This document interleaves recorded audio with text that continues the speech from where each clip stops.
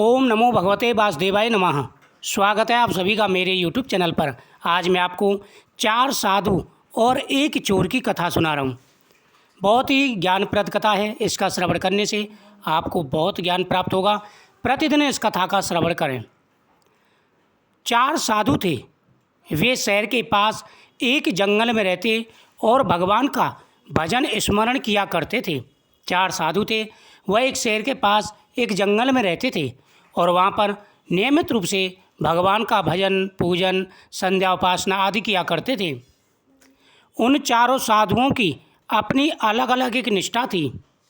एक दिन वहाँ के राजा ने अपनी स्त्री से कहा कि हमें अपने लड़के को अच्छा संत बनाना है, फिर वह चाहे राज्य करे चाहे साधु बन जाए।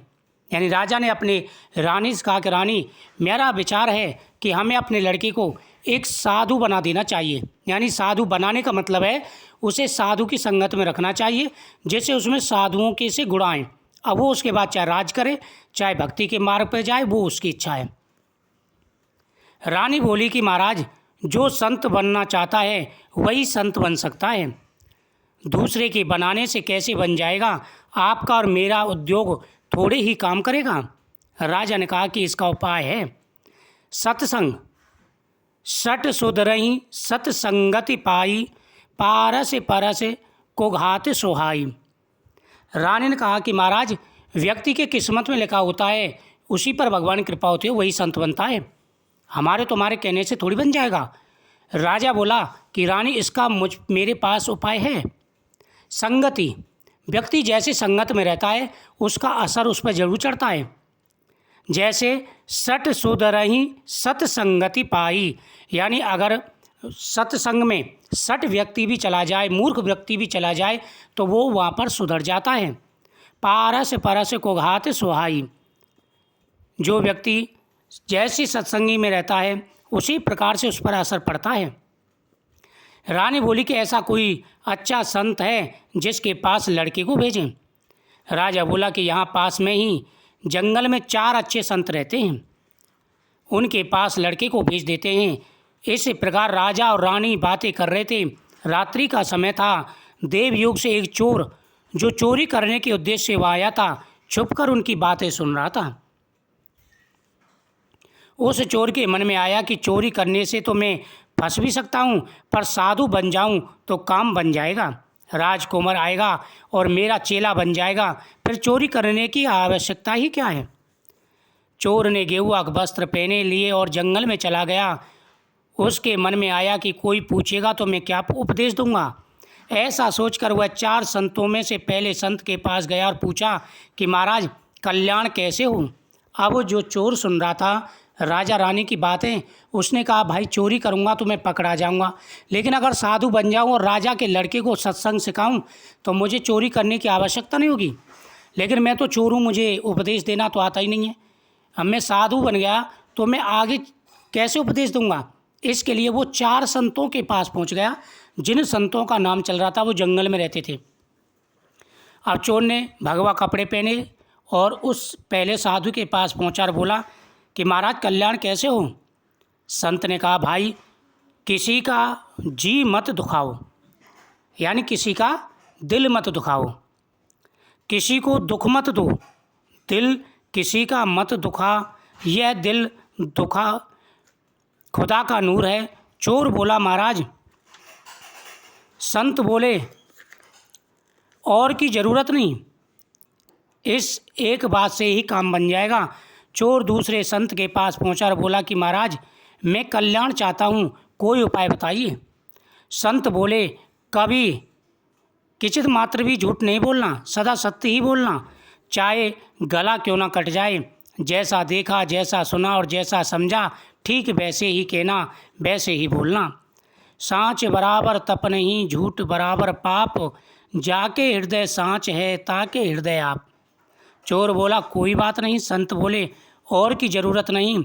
अब वह चोर तीसरे संत के पास बोला और महाराज, मेरा कल्याण कैसे हो? संत बोले, सीधी सीधी बात है, रात दिन राम राम करा करो।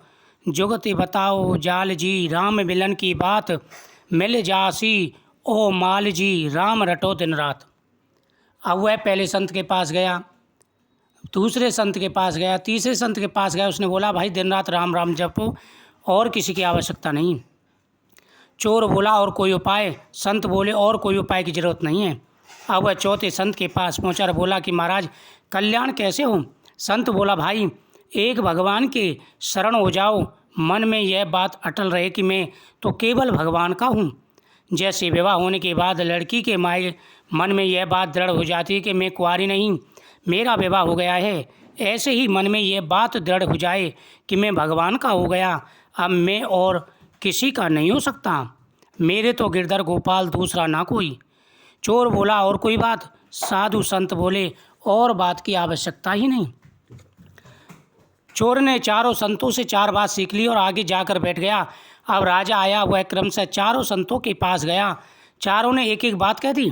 राजा ने देखा कि आगे 5वां साधु भी बैठा है। राजा उसके पास भी गया और प्रार्थना की कि महाराज कृपा करके कल्याण की बात कहें। वह साधु बेजदारी चोर चुपचाप ध्यान में बैठा रहा, कुछ बोला नहीं। राजा ने ज़्यादा प्रार्थना की तो वो बोला, मैं जैसा बताऊंगा वैसा करोगे? राजा ने कहा कि हाँ महाराज, वैसा ही करूँगा। वह बोला, किसी का जी मत दुखाओ। राजा बोला, और कोई बात? वह बोला, सदा सत्य बोलो। राजा बोला, दूसरी कोई बात? वह बोला, भगवान के नाम का जाप करो। राजा बोला, और कुछ बताइए। वह बोला, भगवान के शरण हो जाओ। राजा बोला, महाराज और कोई बात? वह बोला, संत जैसा कहें वैसा कर दो। राजा ने अपने मन में विचार किया, यह संत ज़्यादा ऊंचा है। अन्य संतों को एक एक बात कही, पर इन्होंने 5 बात कह दी हैं।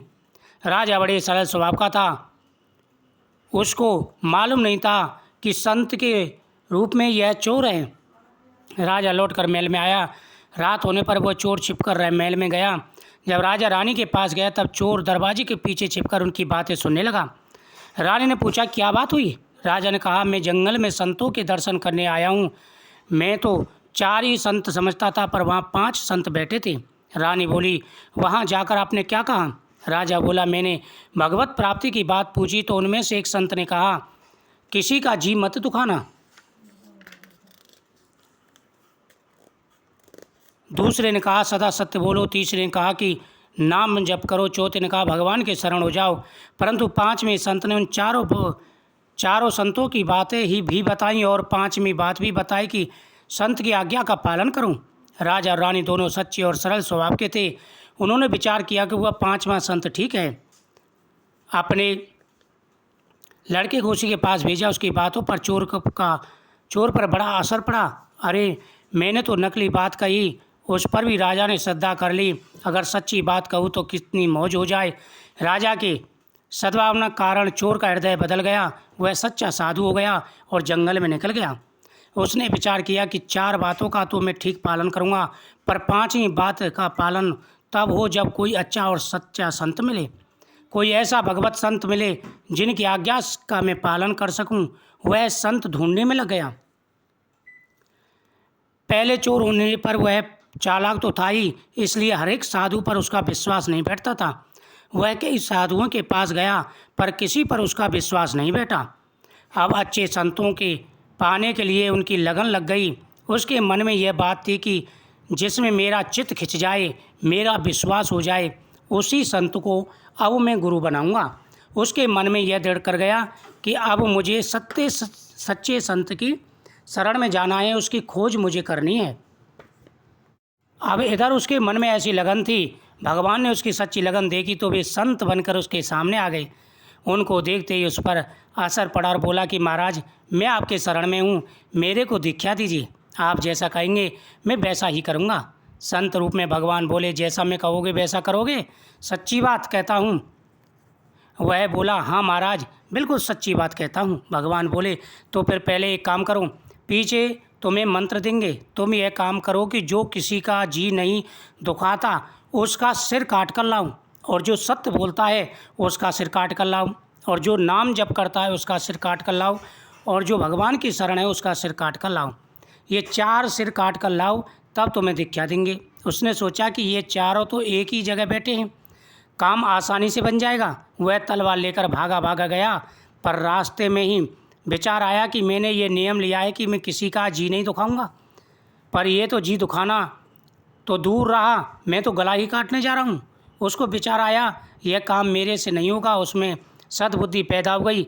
वह भागा भागा पीछे आया। भगवान ने पूछा ले आया? वह बोला हाँ ले आया हूँ। भगवान बोले कहाँ है? वह बोला मेरे एक सिर में 4 बातें हैं, मैं कभी किसी के जी नहीं दुखाता, सदा सत्य बोलता हूँ, नाम का जप करता हूँ, भगवान की शरण हूँ, ये 4 बातों मेरे में हैं, अतः मैं अपना सिर काट कर आपके चरणों में देता हूँ। उसने भगवान के सामने सिर झुकाया और भगवान ने उसे दर्शन दिए। इस प्रकार से भगवान ने उसकी सच्ची भक्ति देखी और भगवान उस पर प्रसन्न हो गए। भगवान ने उसको साक्षात दर्शन दिए। तो ये होती है सच्ची भक्ति। चोर को सिर्फ उपदेश से ही सच्ची भक्ति प्राप्त हो गई। इस कथा का प्रतिदिन श्रवण करें, आपकी हर मनोकामना पूरी होगी।